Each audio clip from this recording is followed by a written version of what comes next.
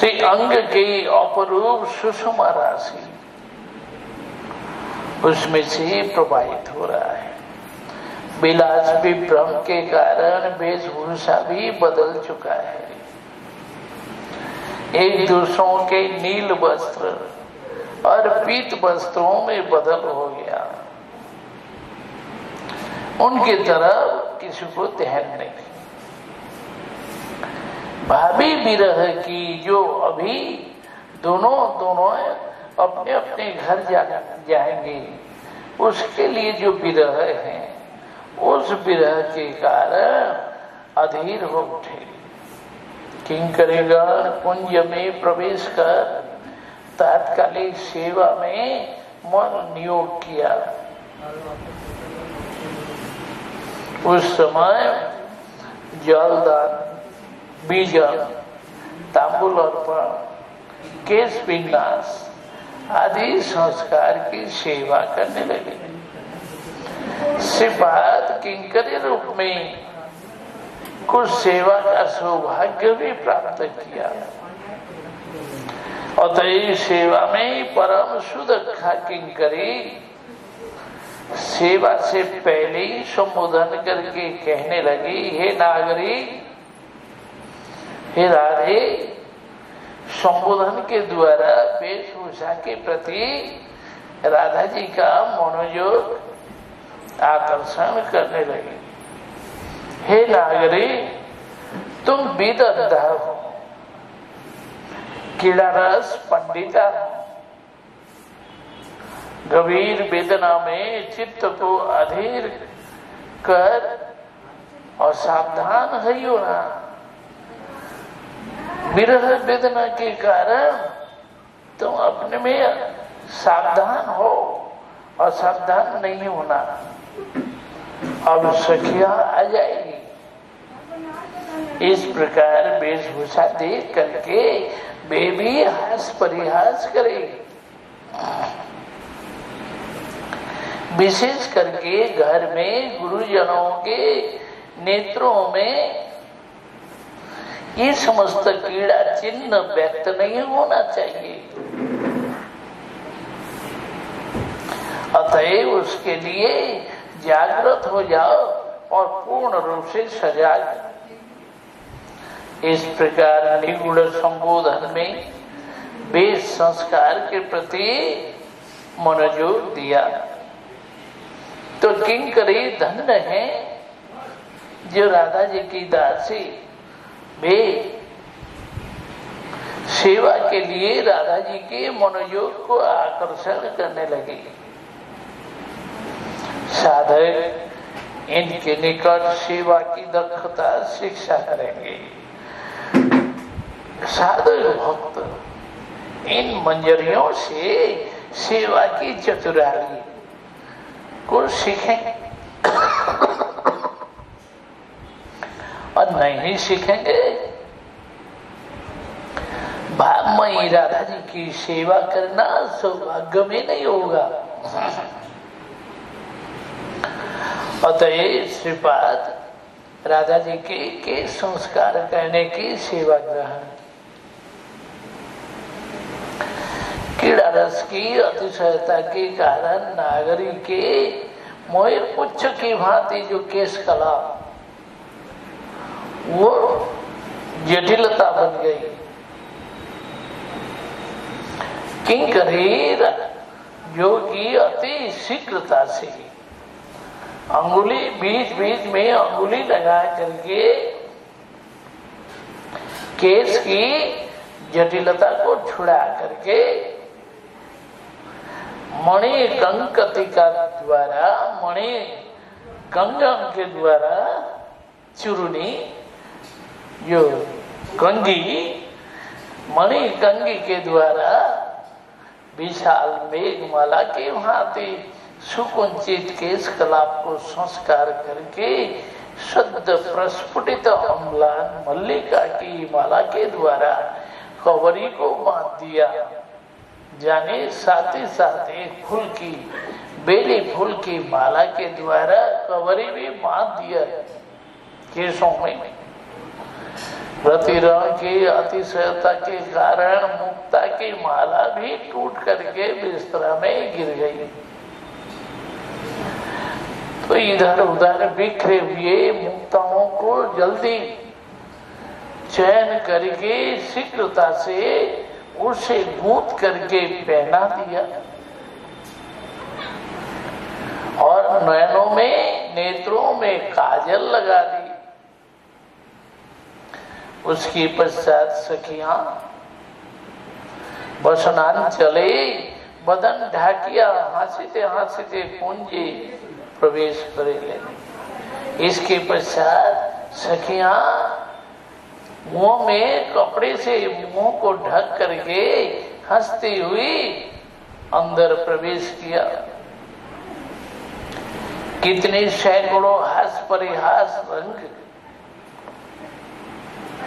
मधुर बाग विलास में आनंद उन्मत्त दशा में सखी युगल गृह गमन में घर में लौटना है, इसलिए उसको भी भूलने लगी। वृंदा देवी के इशारे से विद्या मरगटी बंदरी खक खक खक खक कखटी जोटिला की आगमन वार्ता को भी जगा दिया, अर्थात उससे भय हो जाए और जल्दी से जल्दी घर में लौट जाए। उस समय विदाई के लिए ये करुण लीलाएं हैं। जाते समय राधा माधव दोनों जब घर जा रहे हैं तो उस समय बड़ा ही करुण है। सखी युगल शोक में मुह्यमान, सखियां सब बड़े शोक से दुखी हैं। माधव हमारी विदाई पाए तो, हे माधव हमारी विदाई पाए तो,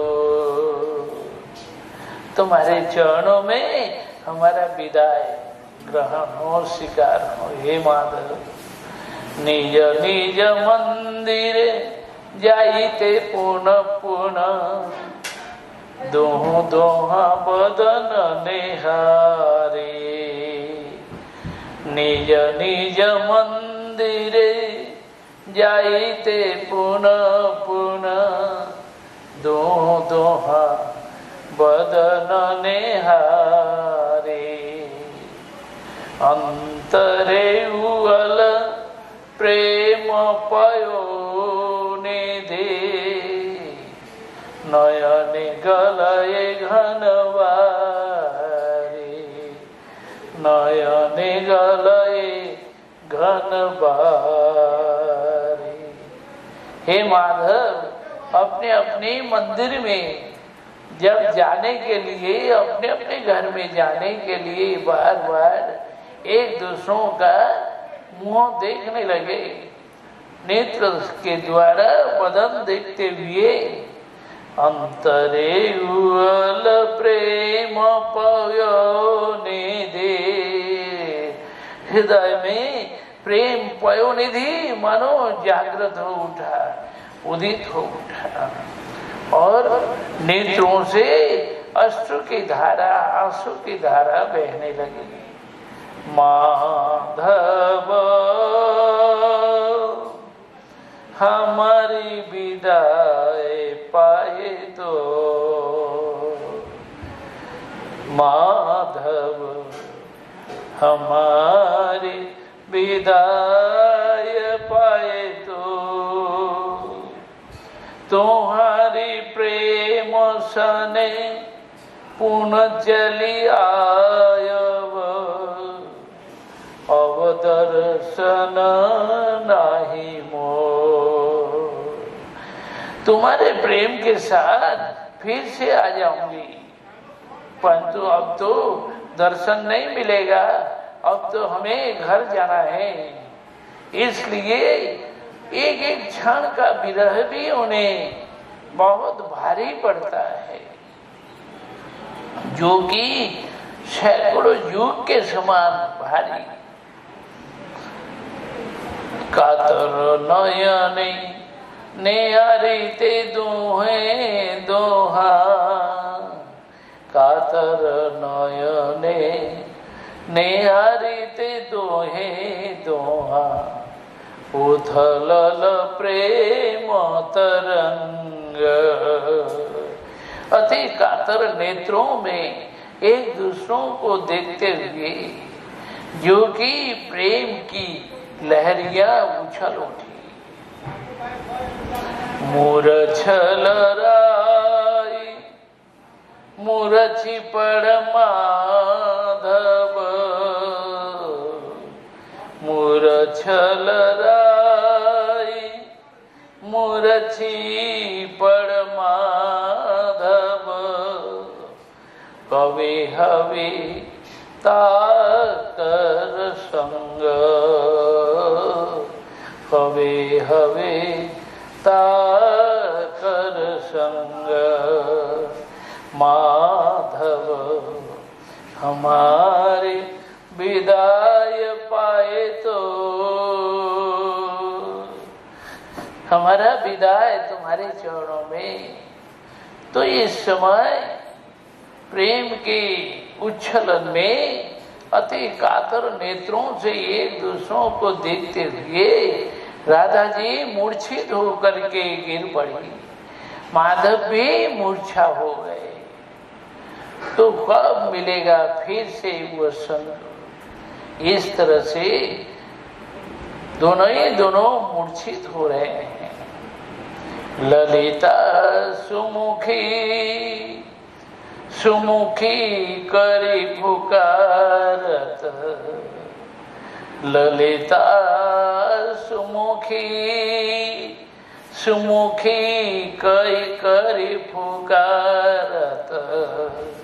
राधा जी को कहने लगी, ललिता जी कह रही है, अरे सुमुखी उठो उठो जागो, राय कोरे ते आगो। जो कि राधा जी को ललिता जी ने अपने गोदी में ले लिया, ले करके उनको जगाने लगे। सहचरी कानू कानू करी पुकारत, ढरकत लोचने लो।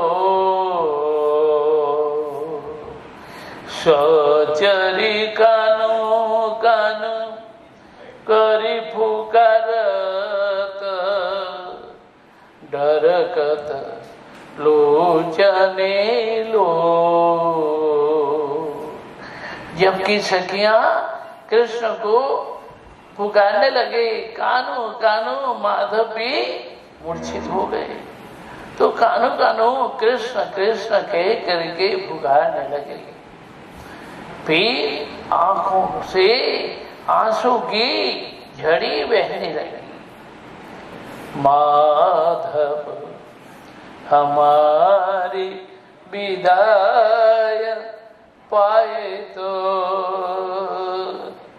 माधव हमारी विदाय पाए तो।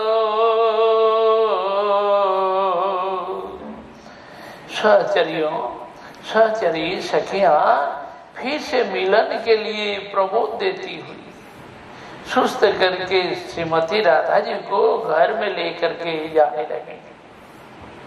कृष्ण भी धीरे धीरे घर की ओर जाने लगे।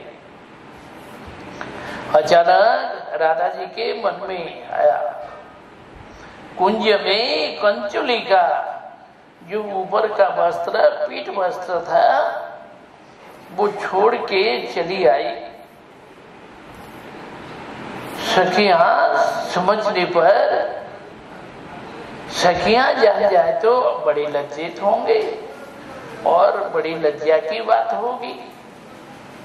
इसलिए राधा जी ने नेत्रों के इशारे से किंकरी को, अपनी दासी को कहने लगा देखो सखी, मैंने कंचुली का छोड़ करके आई, मैं भूल गई। ये कंचुली का जो है पीठ वस्त्र जो लाने के लिए राधा जी दासी को आदेश देती है। तो इस प्रकार हमारे श्रीपाद किंकरी रूप में किसी बहाने कुंज में जा करके शीघ्रता से कंचुली का जो पीठ वस्त्र ले करके सखियों के अलक्ष्य में, जो सखियों को भी पता नहीं चले, इस तरह से गुप्त रूप में राधा जी को वो कंचुली का कपड़ा दिया। वो पा करके राधा जी को बड़ा आनंद हुआ। इसलिए राधा किंकरी राधा दासी की भांति ऐसी सेवा और किसी को पता नहीं है और कोई जानते भी नहीं है। तो इसलिए राधा दासी जो है वो सेवा रस की मूर्ति है, उन्हें पता है। सेवा रस दे करके उनका हृदय, उनका स्वरूप गढ़ा हुआ है, बना हुआ है। अतएव इन्हीं लोगों की कृपा से साधक का मन सेवा के उपयोगी बनेगा। सखियों के साथ श्रीमती राधा जी जब जावट में अपने भवन में गई, अपने भवन में प्रवेश करके शैया में जा करके बिस्तरा में सो गई, तो किंकरी राधा दासी यथायोग्य सेवा में अपना आत्मनियोग किया। अब प्रातः काल होने लगा। राधा जी के मुख दर्शन के लालसा से मुखरा आ गई, घर में आ रही है। हे राधे, हे पुत्री, तुम कहां पर हो? ये कहती हुई राधा जी के शयन मंदिर में आकर के पहुंच गई, उपस्थित हो गई। जब मुखरा आई है, मुखरा आ रही है, यह जान करके सखियां विविध वाक्य से राधा जी को जगाया, विविध वचन से सखियों ने राधा जी को जगाया। तब राधा जी ने और शयन मंदिर में शय्या त्याग किया।